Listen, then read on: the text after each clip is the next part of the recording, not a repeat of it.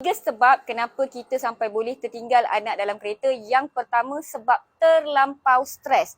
Fikiran kita ni melayang-layang, duk fikir bos yang toksik, duk WhatsApp-WhatsApp dalam grup, dah terfikir hari ni on call, kes dah menunggu dan sebagainya sampai terlupa apa yang kita nak buat, dekat mana nak pergi dan terlupa tanggungjawab kita. Sebab kedua adalah kerana hantar anak tu bukan rutin. Contohnya satu hari husband hantar, satu hari wife hantar. Ada hari yang kita tak hantar pun anak pergi taska. Jadi bila ia bukannya satu rutin, dia tak melekat dalam kepala kita sebagai satu tanggungjawab yang tetap. Maka itulah yang boleh mendorong kepada terlupa. Dan sebab ketiga, yang paling utama kemungkinan besar adalah sebab kita menggunakan telefon di dalam kereta sampai galit, orang kata kalau orang kampung kata galit, sampai terlalai dan terlupa sehingga tertinggal anak yang kecil di dalam kereta. Ini adalah antara tiga sebab kenapa ibu bapa sehingga boleh tertinggal anak di dalam kereta. Dan kita nak tahu apa yang berlaku bila si kecil ini ataupun mana-mana manusia ditinggalkan di dalam kereta, apa yang berlaku terhadap tubuh mereka. Kebiasaannya, apa yang akan berlaku sekiranya anak terperangkap di dalam kereta? Yang pertama, suhu badan akan start meningkat dan selaras dengan suhu badan meningkat, nadi akan bertambah laju.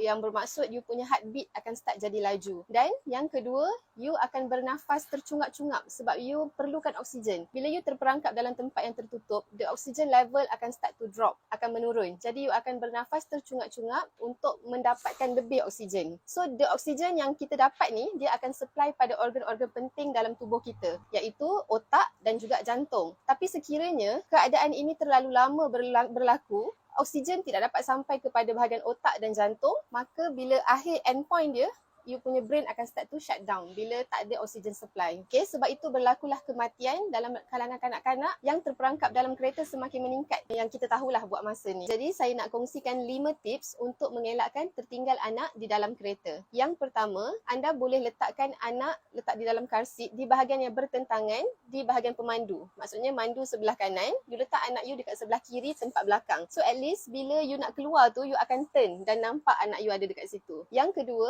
letakkan apa-apa barang yang keperluan diri you sendiri, letak di bahagian belakang. Contohnya macam beg laptop, you punya handbag, letak di bahagian belakang. So that bila you nak keluar untuk pergi kerja, you akan pergi ke bahagian belakang untuk ambil barang-barang tersebut. Yang ketiga, letakkan barang keperluan anak seperti botol susu dan pakaian di tempat duduk hadapan supaya you akan ternampak dan you teringat anak you ada dekat belakang. Yang keempat, sekiranya menghantar anak ke nursery ni bukan rutin you, communication di antara you dengan husband sangat penting. So bila you dah sampai tempat kerja ke, you dah sampai hantar anak ke, message bagi tahu dengan husband dah hantar anak, dah sampai tempat kerja. At least kalau suami you tak receive the message, dia akan call you. Dan yang kelima, saya cadangkan buat reminder, buat alarm clock dekat you punya handphone. Katakanlah biasanya sampai di tempat kerja pukul 8 pagi. So you boleh set alarm you pukul 8 pagi, hantar anak pergi nursery. Contohlah maksudnya. Kalau katalah ETA sampai di tempat nursery tu lebih kurang 7.50, set alarm 7.50, hantar anak ke nursery. At least kalau you lupa, ada something yang akan remindkan you. Saya Dr. Aifah Syafira binti Muhammad Amir Hamzah, pegawai perubatan di Jabatan Kecemasan dan Trauma, Columbia Asia Hospital Ceras. Sama-sama mendoakan supaya kita semua dan anak-anak kita dijauhkan daripada musibah-musibah sebegini, dan insya-Allah dengan komunikasi yang lebih baik, kita dapat menghalang perkara ini daripada berlaku lebih banyak lagi selepas ni.